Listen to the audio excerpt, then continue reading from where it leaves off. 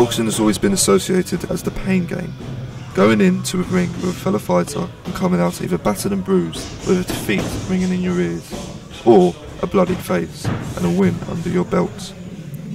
But is it a dangerous sport, and should it be banned?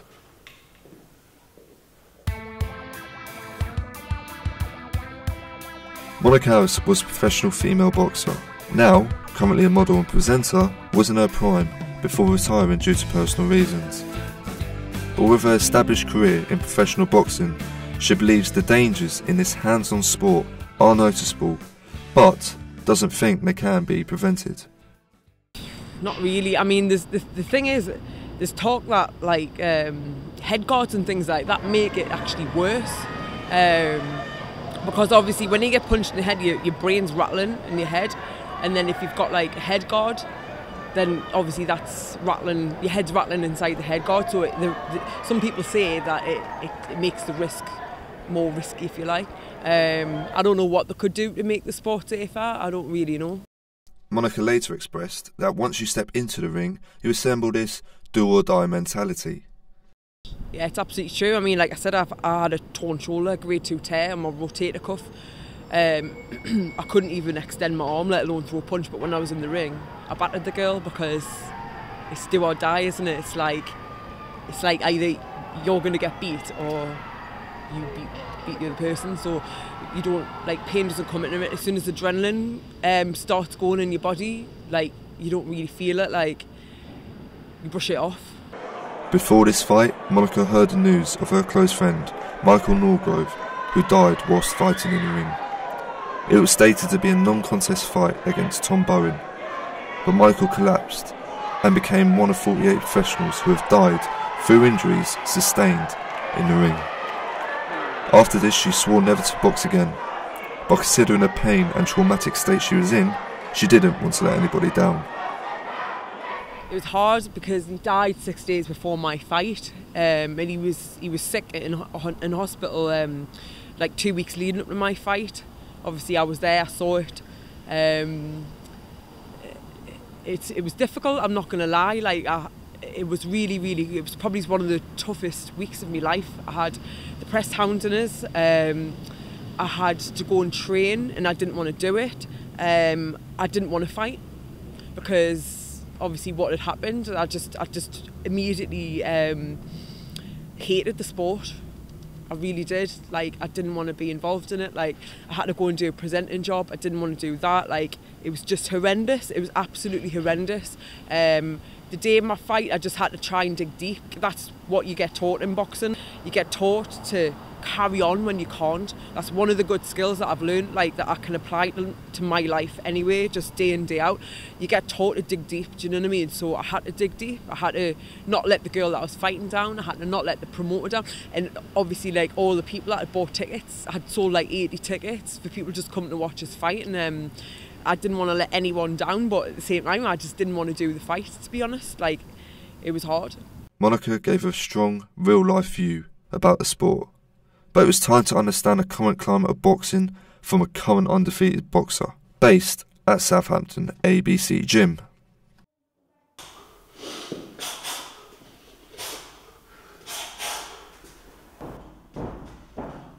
Professional boxer Chris Hobbs sits 4-0 in this recent fights, and currently sitting 35th in the British light heavyweight division.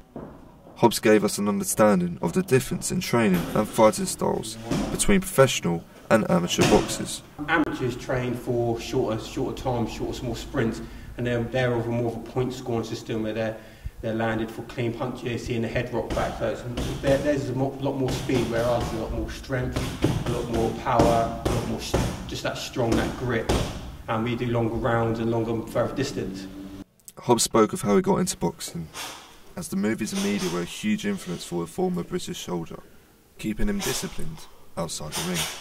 From about the age of 7, the typical cliche, I watched a Rocky film and liked the look of it. My parents wouldn't let me do it at first, so I kept on at them, and then when I was 11, finally got onto this amateur gym, and that's where it all really started then, when I was about 11 years old. It took a while for me to get in the ring with discipline and the rest of it, but eventually got there, and yeah, from this club is where it all stemmed from. Considering Hobbs is unbeaten, the 26-year-old understands there aren't many dangers in boxing, and the professional reflects that once he steps into the ring, there are more dangerous sports to be aware of. Well, I train so hard, so I don't think of the dangers. I mean, there's not that many deaths in boxing. There's more deaths in other sports, including squash, for example. That's got one of the highest death rates in sport. So people say about boxing, boxing's more of an art. So I mean, it's skilled. We've got the best referees in the world in Britain. I'm confident that I'm not going to get hurt in there.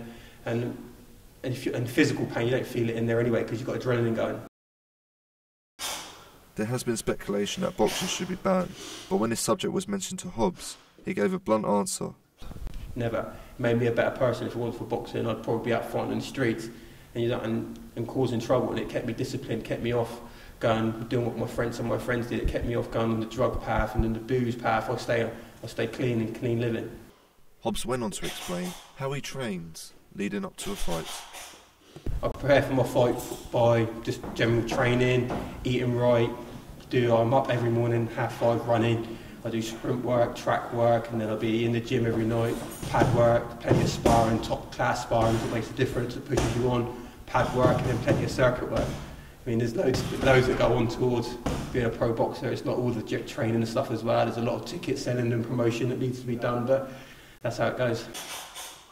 Having understood the professional perspective of dangers in boxing and knowing Hobbs will carry on leaving a legacy in this sport, I went in search of a local boxing club based in Southampton.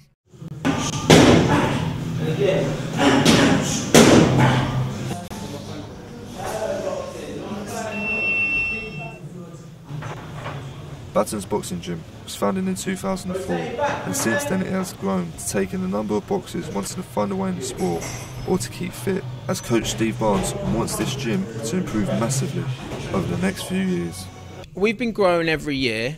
I mean, if this place had been open for 10 years, I'd be able to give you a real valid sort of answer to that. But for the last 3 years, we started off in a small sort of hall, if you like, and now we're here, and training in the same location as all the Southampton pros. So we've been growing every year. There's always a big influx of the students, and also my main goal now is getting the people of Southampton to this club too. Currently teaching a lot of different classes of people, from the old to the young, Barnes commented about the level of pain within the sport once you're fighting in the ring. You'd be amazed that it doesn't actually hurt at the time. It's normally later on, when you start feeling, around your face or the back of your neck is aching a little bit, from taking a few shots. At the time, you don't really feel the pain. It's a case of you smell the iron in your nose when you catch one on the nose. Your eyes go a bit watery sometimes, but apart from that, you don't feel the pain. I think you'd feel the pain a lot more if you come off your mountain bike or if you come off your horse riding. It's not such an aggressive pain as you would imagine. We understood the role that Barnes has at his club, but it's really time to understand whether the boxing coach believes the sport should be banned, as there are more dangerous fighting sports that grab his attention. I don't think there's any chance of boxing being banned now that there's sports like MMA around. If anything would go first, it would be MMA because, they're grappling on the floor, there's hardly any sort of glove padding, they fight in a cage for a start. I think anything that gives a person focus is great, but in my opinion I'd rather protect boxing, and with MMA out there, there's just no chance of them closing boxing down. Barnes commented on the big arrival of students, and it was time to understand their views. They all have different reasons for joining Batten's Boxing Gym, but all state it is about how you are taught when it comes to the dangers. I took up boxing to get fit really. I started like 4 or 5 years ago, back home in Horsham. Not really, because there's always whereas rugby and football they have like one referee for like 11 players. They have one referee for 2 people and 2 cornermen as well, so there's no real, and you've got head guards, everything like that, big enough gloves, so it's not really, there's not really too many injuries to be honest in boxing really. I love boxing as a sport. It's like I watch it every day. I'm very passionate about it, and it's probably the most physical, demanding sport. I like to put myself to the test, push my body to the limit. It can be very dangerous if you don't know how to protect yourself. There's been incidents of people like dying or brain damage in the ring and stuff. But if you're taught properly, like we are, then it's potentially not that dangerous. So it's something that I've always been interested in, and I used to do it at college, and when I came to university, I said, I might as well just try it because it's there. So Yeah, of course. There's like obviously health and safety precautions you have to like be aware of. Obviously, boxing is a contact sport. You can just get hit in the head and permanent damage can be caused. So you got to be careful. Like when you're sparring, don't make sure you don't hit people too hard, or just be cautious of what's going on, because obviously it's a dangerous sport. To be honest. I just love it. It's a great bunch of lads as well. You see with Steve here as well, great coach. He knows what he's doing, so there's no better place to be around here at the moment. The only thing you need to take up is whatever they teach you. Like whatever they teach you, just take all the tactics, all the techniques into the stride. Just start off slow and build yourself up, and then speed and power will come with it, and they'll teach you how to defend yourself properly as well. If you're in the right equipment and wearing and know the right techniques, then you'll be fine. It's not really a dangerous sport. One thing made clear is that boxing shouldn't be banned.